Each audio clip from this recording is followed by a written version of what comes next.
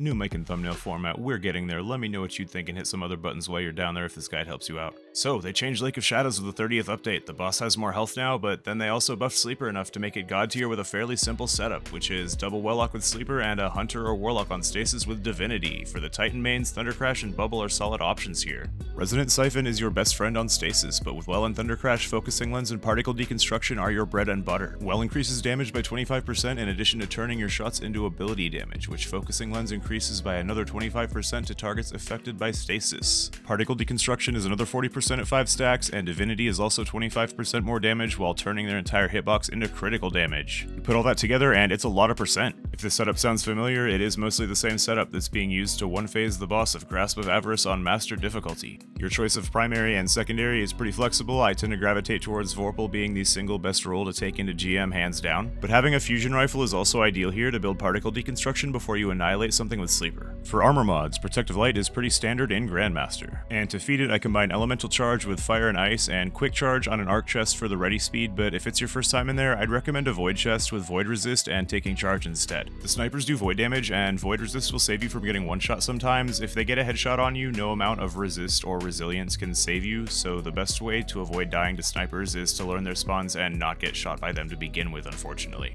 Getting into the run, your priority targets in this initial area will be the Arc Shields. They fire slow projectiles at you that do a lot of damage.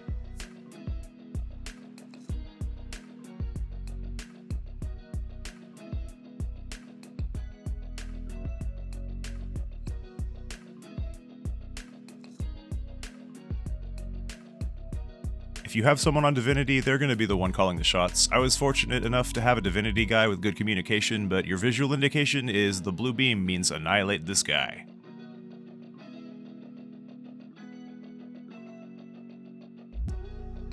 They did fix Blight skip. The mobs spawn if you move forward whether you've destroyed the Blight or not, but you can still stand on top of them to avoid taking damage. The key to making it through this section as intended is going to be watching for that purple sniper glow. It tends to stick out pretty well in this environment if you're looking for it.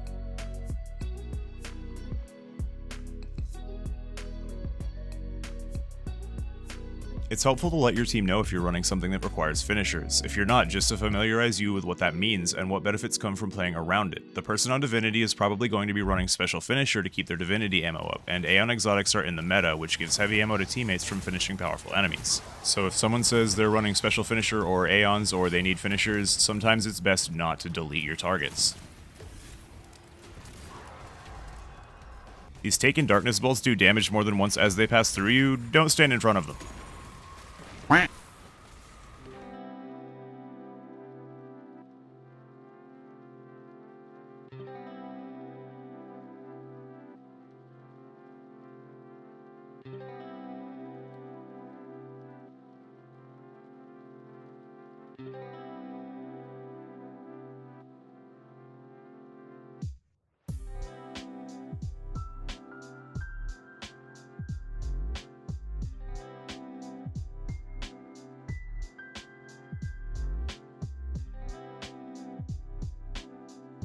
Once the third Blight goes down, 2 overloads and a miniboss plus friends block your way forward. Throw some stasis in the back line, deal with the miniboss first, and take a moment to enjoy Overload dubstep while Divinity becomes a musical instrument of death.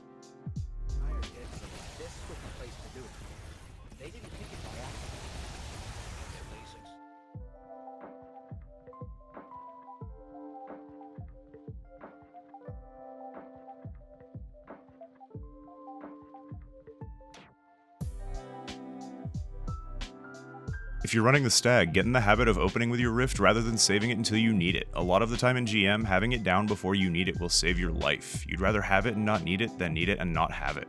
And the exotic perks of the Stag make it so that if you have it down when you need it, you'll get it right back anyway.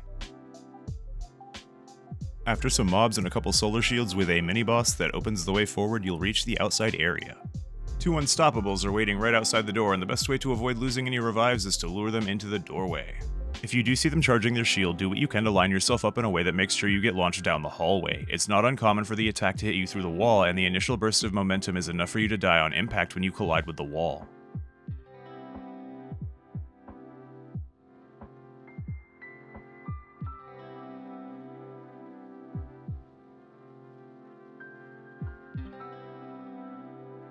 I'd easily call this outside area the most dangerous section of the run, so let me take a moment to identify all the things that can one-shot you.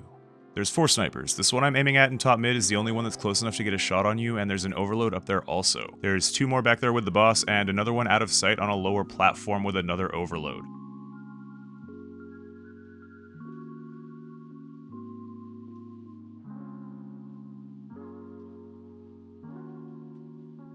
The Scions will replicate to refill their squad. If I'm at range, instead of killing them and having the squad pop out a fresh one with full health, I'll leave them in one-shot territory so they're easier to deal with when we're ready to deal with them.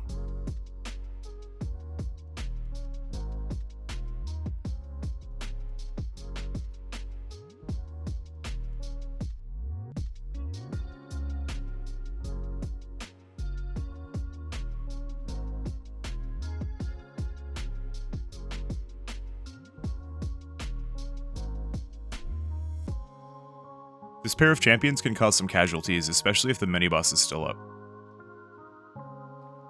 When you're at medium range with a fusion rifle like this, aim at the foot and let the recoil drag your crosshair up their hitbox.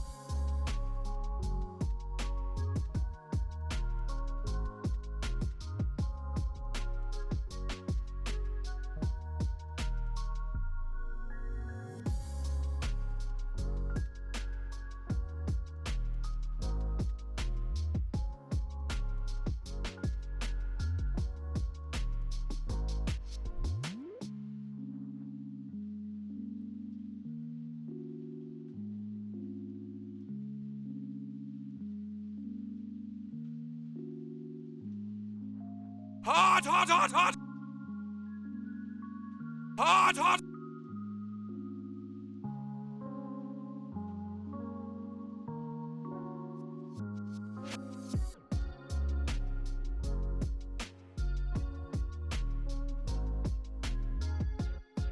If you spend 3 revive tokens getting a finisher, make sure it doesn't happen next to the edge. You hate to see it. Heading back inside, this room is a run-in and make something happen scenario. There's a knight at the top of the next staircase that will set the doorway on fire if you linger.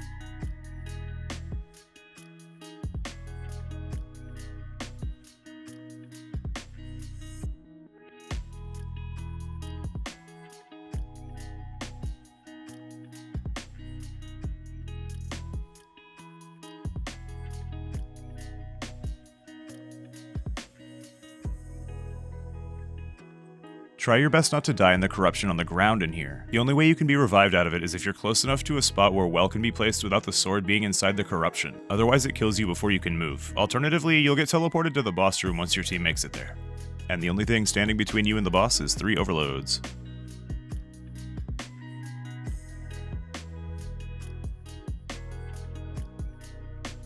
This would be the time to get some finishes in if you're running Aeons. On to the boss. I'm not sure what their expectations were with a significant increase, but I'm gonna guess this wasn't it. Drop your wells, get divinity and stasis on the boss, and delete.